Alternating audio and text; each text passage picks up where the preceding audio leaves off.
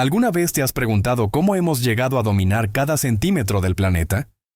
¿Y qué nos hace únicos como especie? En el vasto reino animal, muchas criaturas han perfeccionado habilidades increíbles. Los pájaros migran miles de kilómetros sin mapas, los castores construyen complejas presas y las hormigas organizan sociedades asombrosamente eficientes. Pero nosotros, los humanos, destacamos por algo completamente diferente: nuestra capacidad para aprender, adaptarnos y crear tecnología a un ritmo que, en términos evolutivos, es casi instantáneo. Mientras que otras especies pueden tardar milenios en desarrollar nuevas estrategias o habilidades, nosotros hemos pasado de tallar piedras a explorar otros planetas en apenas un abrir y cerrar de ojos. En cuestión de siglos hemos transformado el mundo y nuestras propias vidas de formas que ninguna otra especie podría imaginar. Este talento para innovar y reinventar nuestra realidad no solo nos diferencia, sino que también nos plantea preguntas fascinantes sobre quiénes somos y hacia dónde vamos. ¿Cómo logramos este salto evolutivo? Hoy vamos a viajar 100.000 años en el pasado para comprenderlo mejor. Nuestros antepasados vivían en un mundo completamente diferente, enfrentándose a la naturaleza con herramientas rudimentarias y un conocimiento limitado. ¿Qué estábamos haciendo en aquel entonces? ¿Y cómo esas primeras innovaciones nos llevaron hasta aquí? Acompáñame a explorar ese fascinante capítulo de nuestra historia. No debemos olvidar que nuestra especie, Homo sapiens, emergió de un mundo brutal, lleno de desafíos y peligros. El intelecto humano, tal como lo conocemos hoy, es el resultado de miles de años de ideas asombrosas y avances culturales.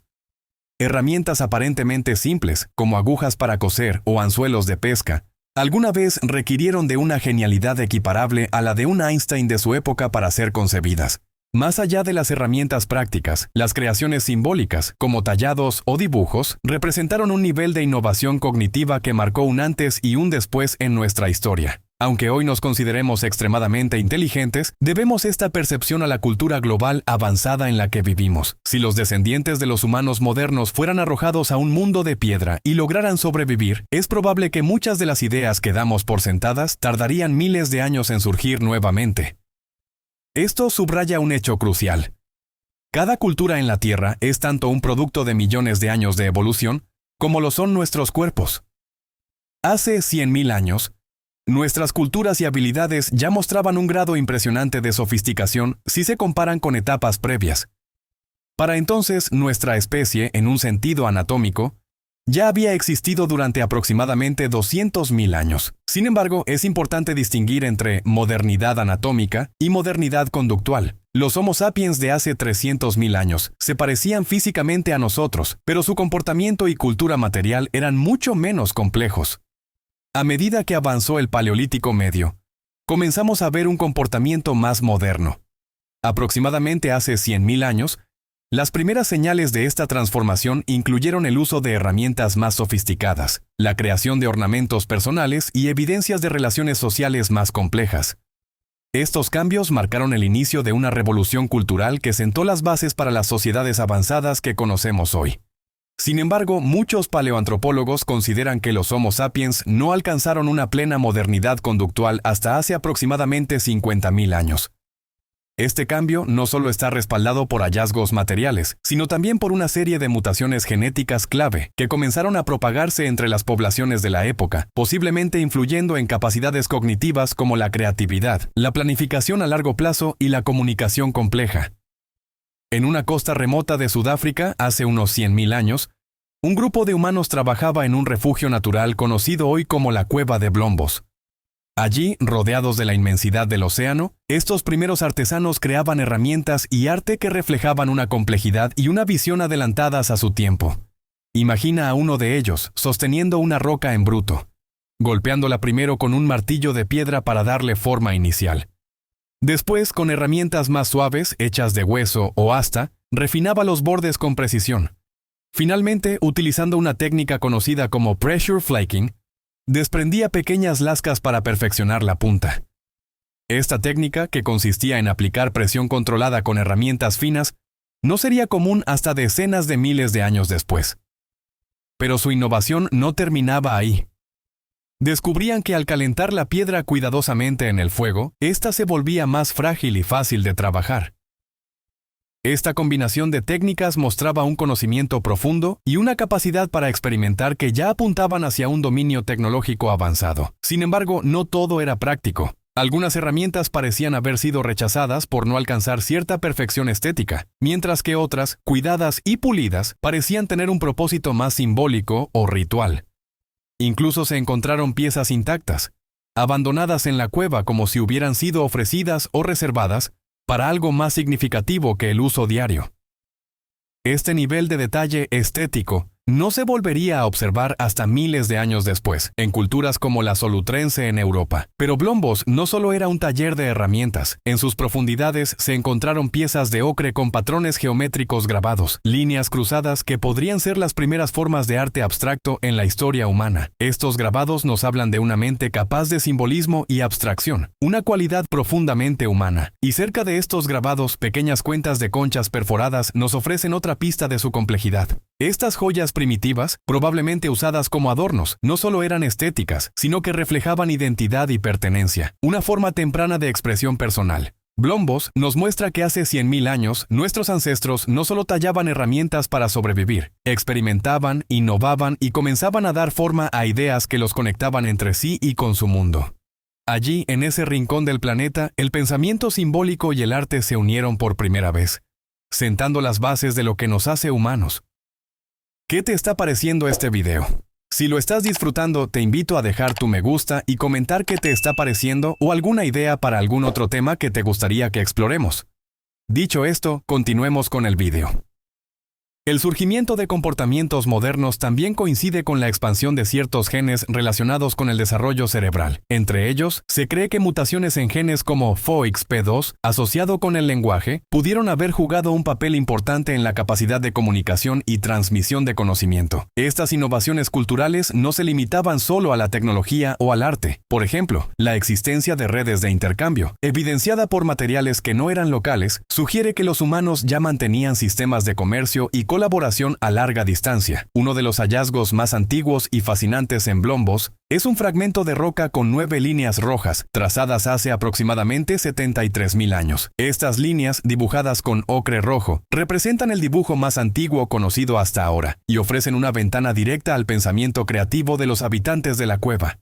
Este material, rico en hierro, no solo se utilizaba para dibujar, sino también para otros propósitos simbólicos. Se han recuperado más de 8.000 piezas de ocre, muchas de ellas grabadas o raspadas para producir polvo. Este polvo, mezclado con carbón y huesos de animales, se almacenaba en conchas de abulón que servían como kits portátiles de pigmentos. Los habitantes de Blombos parecían dominar la técnica de preparación de estos pigmentos, produciendo una pasta viscosa que pudo haberse usado para pintar sus cuerpos, herramientas o incluso participar en ceremonias rituales. La dieta de los habitantes de Blombos revela una estrategia compleja de aprovechamiento de recursos. Consumían tanto animales marinos como terrestres. Entre los restos encontrados hay peces, mariscos, focas y delfines, lo que sugiere que estos últimos eran recolectados tras varamientos. Además, cazaban grandes mamíferos, pequeños animales y tortugas, utilizando técnicas especializadas que les permitían aprovechar una amplia variedad de presas. La diversidad de su dieta refleja no solo adaptación, sino también planificación y colaboración dentro de sus grupos. Mientras tanto, en otras partes de África, también emergían innovaciones que complementan lo que sabemos sobre Blombos. Por ejemplo, en la cuenca del río Semliki, en la actual República Democrática del Congo, se han descubierto arpones de hueso datados en hace 90.000 años.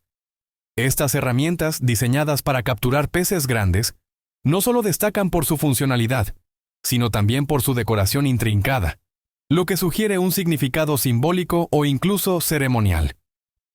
Hallazgos similares en lugares como la cueva de Sibudu, donde se han encontrado rastros de adhesivos compuestos y agujas perforadas, refuerzan la idea de que estas culturas humanas no eran solo hábiles sobrevivientes, sino también innovadores y pensadores creativos. Estas tecnologías y prácticas culturales nos muestran un nivel de sofisticación que transformó la relación de los primeros humanos con su entorno y entre sí.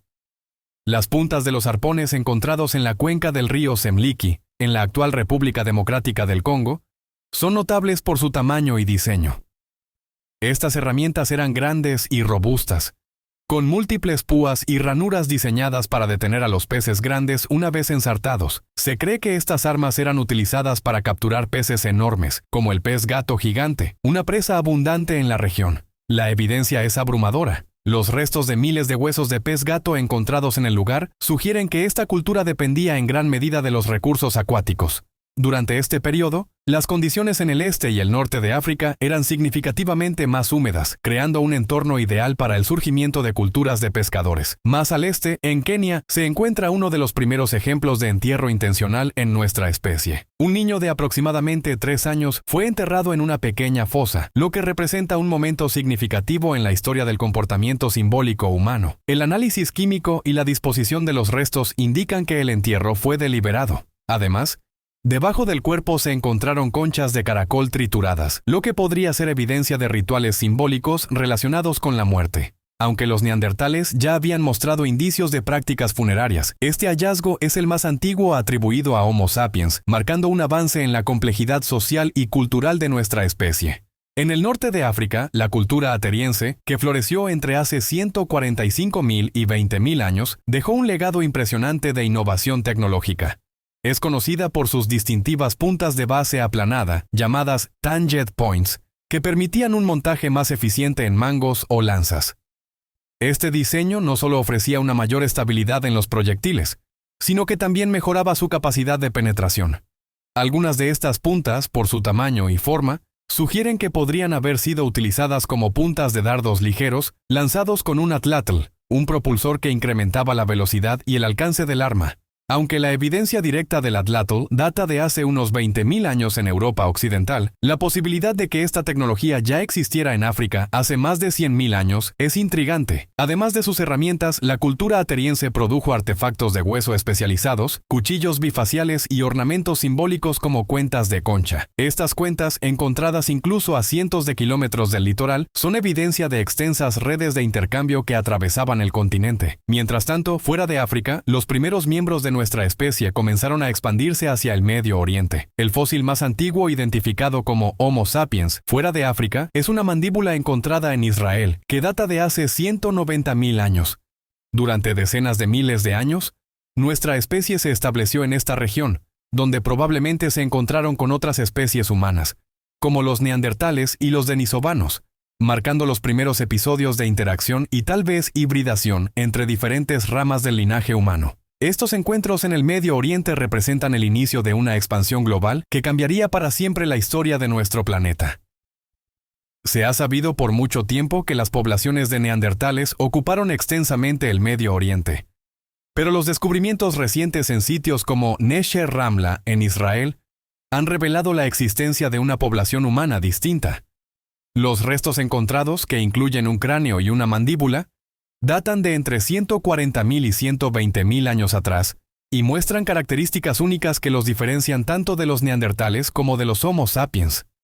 Su mandíbula robusta recuerda a la de neandertales tempranos o incluso a especies más antiguas como Homo heidelbergensis, lo que sugiere que este grupo podría representar un eslabón intermedio en la evolución humana en la región. Estos descubrimientos refuerzan la idea de que el Medio Oriente, situado entre África, Europa y Asia, fue un importante cruce de caminos para la diversidad humana hace 100.000 años. En este periodo, los neandertales parecen haber sido los habitantes predominantes de la región. En varios sitios arqueológicos, como las cuevas de Kebara y Amud, se ha encontrado evidencia de que practicaban comportamientos complejos como entierros rituales y el uso de pigmentos como el ocre rojo, un material simbólico utilizado tanto por ellos como por otras especies humanas. Los neandertales no solo eran cazadores de grandes presas como mamuts y rinocerontes lanudos, sino también forrajeros versátiles. Su dieta incluía mariscos, hongos e incluso plantas, lo que demuestra una capacidad de adaptación a diversos entornos. Más allá de su sustento, los neandertales también desarrollaron habilidades simbólicas y artísticas. En la cueva de Bruniquel, en Francia, se halló una estructura compuesta por cientos de estalactitas estalagmitas dispuestas en forma circular, fechada en más de 176.000 años. Este hallazgo sugiere un nivel de pensamiento abstracto mucho mayor de lo que se les había atribuido inicialmente. Otro ejemplo fascinante proviene de Krapina, en Croacia, donde se encontraron garras de águila perforadas, probablemente utilizadas como ornamentos. Este tipo de joyería rudimentaria refuerza la idea de que los neandertales valoraban los objetos simbólicos. También se descubrieron marcas en restos óseos que podrían estar relacionadas con rituales mortuorios o prácticas culturales complejas. Mientras los neandertales desarrollaban estas capacidades, nuestra especie permanecía en su mayoría confinada a África y partes del Medio Oriente. Algunas migraciones tempranas de Homo sapiens pudieron haber llegado hasta el subcontinente indio, pero la evidencia en estos lugares sigue siendo limitada. Al mismo tiempo, el este de Asia, con sus diversos paisajes que van desde altas montañas hasta islas tropicales, era hogar de otras especies humanas. En Siberia, la cueva de Denisova ha revelado una población homínida conocida como los denisovanos. Aunque los materiales culturales de la cueva tienen solo unos 50.000 años, los restos genéticos nos muestran que los denisovanos vivieron allí hace al menos 100.000 años. Uno de los hallazgos más sorprendentes es el de Deni, una adolescente híbrida con una madre neandertal y un padre denisovano. Esto demuestra no solo la coexistencia de estas especies, sino también la interacción directa entre ellas, incluyendo la reproducción. Los denisovanos, cuyos genes persisten en poblaciones modernas de Oceanía y el sudeste asiático, también habitaron terrenos montañosos como el Himalaya, donde su adaptación genética les permitió prosperar en altitudes extremas. Este nivel de adaptación refleja un desarrollo evolutivo único que los distingue de otras especies humanas. El hallazgo de neandertales en Siberia y de denisovanos en el noroeste de China representa los límites conocidos de los rangos geográficos de estas dos especies humanas. La cueva de Denisova en Siberia y un sitio en la provincia china de Qinghai son los únicos lugares donde se ha identificado ADN denisovano hasta ahora. Sin embargo, la falta de evidencia genética en otros sitios no significa que estas especies no habitaran áreas más amplias. La tecnología y los restos encontrados sugieren una historia compleja y aún incompleta. Los restos materiales asociados con los denisovanos incluyen herramientas típicas del Paleolítico Medio, como grandes hachas de mano y lanzas de madera. Sin embargo, un hallazgo en China destaca por su sofisticación. Una costilla de un gran mamífero grabada con líneas cruzadas y cubierta de pigmento de ocre rojo. Aunque pueda parecer un objeto simple, su antigüedad de más de 100.000 años lo convierte en un importante indicador de la capacidad simbólica y cultural de estas poblaciones. A pesar de esto, no se puede descartar que este objeto haya sido creado por otra especie humana de la región, como Homo longi, conocido a partir de un cráneo casi completo descubierto en el noreste de China. El cráneo de Homo longi, apodado hombre dragón, muestra similitudes con otros restos de la región, como la mandíbula de Harbin. Algunos investigadores sugieren que podría representar a un denisovano, aunque sin pruebas genéticas, esta afirmación sigue siendo especulativa. Lo mismo ocurre en el sudeste asiático, donde las poblaciones humanas modernas tienen una mayor proporción de ADN denisovano en comparación con otras regiones de Asia. Esto podría indicar que los denisovanos estuvieron presentes e incluso fueron comunes en el sudeste asiático antes de la llegada de Homo sapiens. En esta región, los restos fósiles incluyen algunos clasificados como Homo erectus, como los de Javaman o Solomon. Sin embargo, ciertos investigadores argumentan que algunos de estos podrían ser denisovanos, una hipótesis que requeriría pruebas genéticas para confirmarse. Independientemente de su clasificación, los materiales encontrados en estos sitios reflejan una sofisticación tecnológica notable.